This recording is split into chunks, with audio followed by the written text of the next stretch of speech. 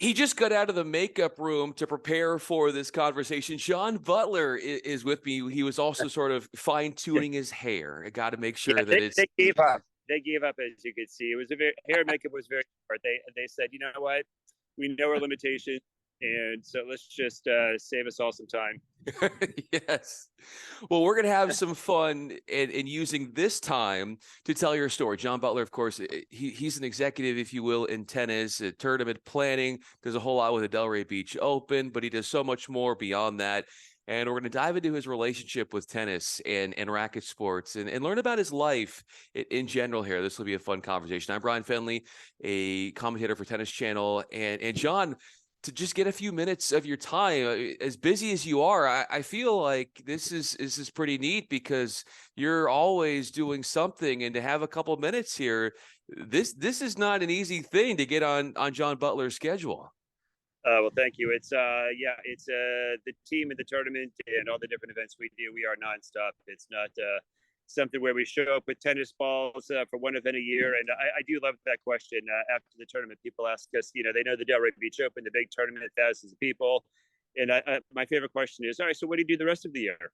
Like even if it's just that one event, you just happen to show up and everything magically appears. So, but yeah, no, we're a group of I don't know what you call us, but what we do to put these events on, it's so passionate. It's all about love, and we enjoy the pain that it takes to put these together. When you were growing up, John, what was the very first thing that you were extremely passionate about? I mean, when it comes to the game, especially, I mean, I fell in love with the game early on. It was one of those typical stories. Mom was taking lessons. I would tag along, hit a few balls, and then before you know it, boom, you're in it, you're playing, you're enjoying it. It's a good time with friends. Before you know it, you're playing on a middle school team, a high school team, the camaraderie. And it was just something that I adored from the beginning. I love the one-on-one competition. I love the training. When you walk on the court, it's simply you and there's nobody else there. I mean, I don't think that there's another sport or activity that mirrors life like tennis. You can have all the coaching, all the training, all the support, but when it comes showtime, it's on you. And so you have to execute. So I love that element about the sport. It's something that I think we can push more, and that just creates better young people. How have you been your best coach, John, in this journey known as life? Well, I think what's interesting is when, I was very fortunate. A lot of people aren't as fortunate as I was to be able to kind of fall into what I'm doing now as a career for now 32 years. A lot of people go through roller coasters, this job, that job, this job, that job, hired, fired. And I'm so blessed that, when I was in college and the gentleman who started the main, tournament, Mark Barron, I was very friendly with the family for many years, and he asked for some help when he was starting it. So it was literally, yeah, sure, I'll help you. Why not? That's, I'm going to school, and, you're starting something that I love, and, you're my friend's father, and we've all gotten along. So, for years, we all went to the same high school together, and let's do this. So the journey, it has been something where none of us really had any training in anything that we're doing. It was completely learn as you go. And I'm a huge fan of that because I think a lot of times you can try to learn too much or try to be trained too much, and you miss a lot of the nuance about how to really perfect a craft, perfect a job by making the mistakes, by not taking the time to figure something out for yourself, because there's such a joy in figuring something out, maybe doing something different than people have been trained to do in the past. And that's how you create something that's different, that's unique. And I think that is incredibly reflective in what we do. And you understanding what others like as far as putting together events and, as you said, learning along the way, what is it about how you have to kind of take yourself out of your own thinking and think about others and what they would do, and sort of stepping outside of yourself and the power of that in what you do to understand not just what you like, but what those around you like, and that idea of looking outside of yourself, if you will.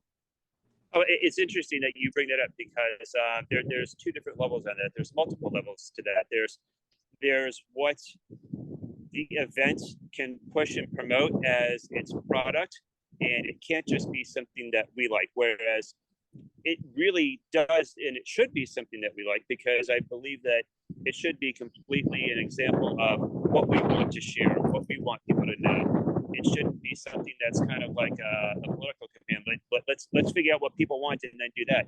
I believe the more that we share something that's from our heart, from our soul, that we're passionate about these players, this food, this music, this art, this whatever, the more it's that, the more passionate we can be about it. And that is, it completely shows.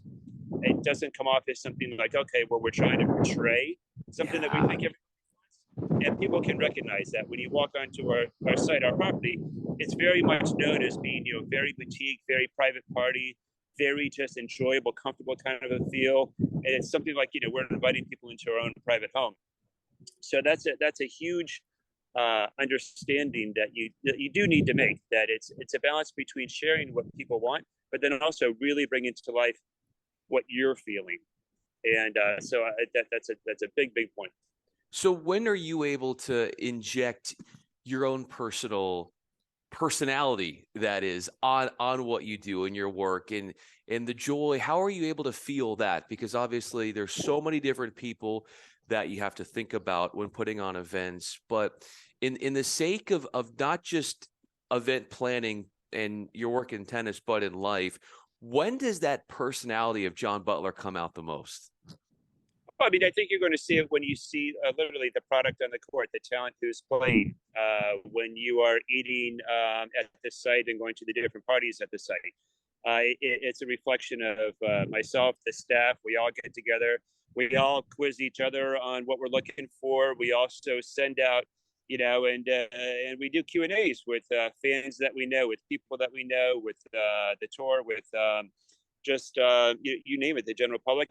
Not just I know everybody wants to see Djokovic and Nadal and these guys, but being a tennis fan, Bryan, if you were going to bring somebody to a tennis tournament for the first time and they knew nothing about tennis, what players would you want them to see that they would go, wow, that is really, really cool? It might not be Djokovic or Nadal. It might be a Tiafoe or a Kyrgios or somebody like Cressy, who got a lot of votes last year.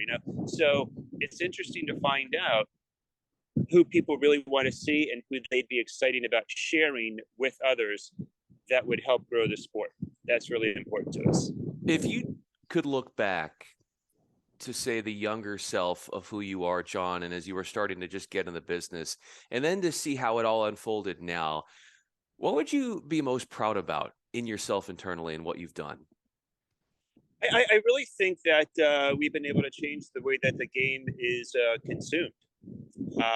When you come to our site, we're an ATP 250 event, and it is an event of passion. It's not a 1,000 level event, and those events are guaranteed all the best players in the world. So you really have to be creative in how you build your product, how you promote your product. And I think what we've been able to do, we've been very cutting edge from our best seats in the house, which we're the first tournament in the world, I believe, to really have on-court seats where you have to walk onto the court like a player to get to your seat. So we had to work with the ATP Tour for several years until they were happy with how we were going to do it, and that they felt that the players would be safe and that the operation was correct. So some groundbreaking issues like that. We still have, our BMW on the playing surface on the court that people sit in and watch the match from a BMW on center court. I mean, it's an incredible experience, from DJs and live music that we've had in the stands to the different parties that we do with Game Set 4, beer, wine, food pairing event. New this year is tacos, tequila, and tennis. Always trying to extend and make people feel welcome, even if you're not a huge tennis fan. People are coming to our event just because it's the thing to do, the place to be, the scene. It's a very reflective of what downtown Delray Beach is all about, which is, if you've ever been here, it's very much a social happening party mecca. It's thriving day and night, 7 days a week. So, to be an extension of that, to be able to share what we love outside of the sport, to package it with the sport that we love, that's something that we're truly proud of, what we've been able to grow over the course of the years. And that's just, about the Delray Beach Open, the list of junior tournaments. I mean, more than 2,000 junior players a year, plus their families and coaches, all coming through Delray Beach. And participating in the junior events and being exposed to Delray Beach Open. So these are, we're seeing players who have won in our 12s and 14s, 16s, 18s national tournaments now playing our tour event and winning our tour event. And, when you see that, first of all, you feel old, but you realize that you're providing this complete circle of tennis life. Jack Sock, for example, we gave him an award a couple of years ago because he was the first player to win singles and doubles in the 12s, in the 14s, the 16s, the 18s, singles and doubles. And then he finally won singles and doubles at our tour event. So it's just an incredible story. Of all the stories, and John Butler is with me, I'm Bryan Fenley with Tennis Channel, the idea for you of seeing all these stories play out and to see so many of the, whether it's the juniors or it's at the professional level, the hard work paying off, and how you might be personally inspired by the 12s, by the juniors, and what sacrifices they make. What about the stories of these players in which you're able to put these events together do you most personally resonate with, that inspire you the most? Well, it's actually, it's interesting because when we have the 12s nationals and you're seeing these kids develop and you're seeing this incredible flair that they have that makes each of them so unique because they haven't been overly taught yet. So they still have these interesting characteristics that are just very akin to themselves. And then you see them progress through the years and you see them refine their games and hone their games. And then you see them coming to the 16s and the 18s. And then you see them being scouted by these big D1, D2 Ivies, and then you're catching up with the kids later on, some of which are still playing the tour, some of which you're seeing later in life as they've prospered in business and they've graduated college and they're doing incredible work. Like we actually just saw some of our former players from the junior tennis years at the pickleball tournament because they picked up pickleball and they're having a good time, and you're catching up with them on their life and how they've grown into their family businesses. And it's so moving because you really feel like part of this journey they've been on. I mean, you're hugging them, you're embracing them. It's so nice to see them. It's the personal side of it it's magical. It really is. Why are you having the time of your life right now, John? I mean, tennis. My life is tennis. I grew up in it. I loved it. I've been able to fall into a business that's all about it. I've been able to see people become better business people, better parents, better friends because of the game. You can't beat it. There's nothing like it. How have you grown mentally and emotionally just through all that you have been exposed to with tennis from a personal growth standpoint? Well, this requires, there's nothing like what we do. There's no day like yesterday. Tomorrow won't be like any day you've had in the past. We can always change. We can always improve. We can always do something new and different. It's not like any other business. I already have a page of notes for the 2024 event that won't be able to be executed for 2023 on how we can already do something different, better, grow something that shows some promise. I mean, the notes are already there for the future. The enthusiasm is already there for 2024, 2025. So it's just never ending. It's the enthusiasm just never subsides. How do you feel that every morning when you wake up in those waking hours, just getting up, and how does that enthusiasm hit you even before you get into work and what you're thinking about? I mean, there's nothing like the car drive on the way to work, or when you're inspired in the morning as you're getting ready and you're sending yourself emails to the office on some ideas that you've had. It's fortunate because what we do here at the tournaments, it not only helps and impacts the events that we put together, but it also helps and impacts how we just think throughout our regular day and our regular life. When we're working on something outside of our career, the way that we operate, with our thought process in the tournament, that carries through to the rest of our life. So it's really been an asset in just helping grow as a person, just never ceasing to think that there's another way, a new opportunity, and to be positive about it. How does that come out in other areas of your life specifically, and that mindset that you formulated through all of your experiences in tennis?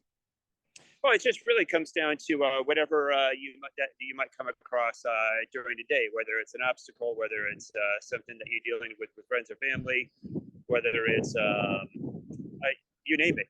Your brain has just been trained to operate differently than it might not have if you didn't daily have a pursuit that you wanted to make better, to grow, and you wanted to jump over a hurdle. It's just a completely different mindset that applies to almost everything that you do.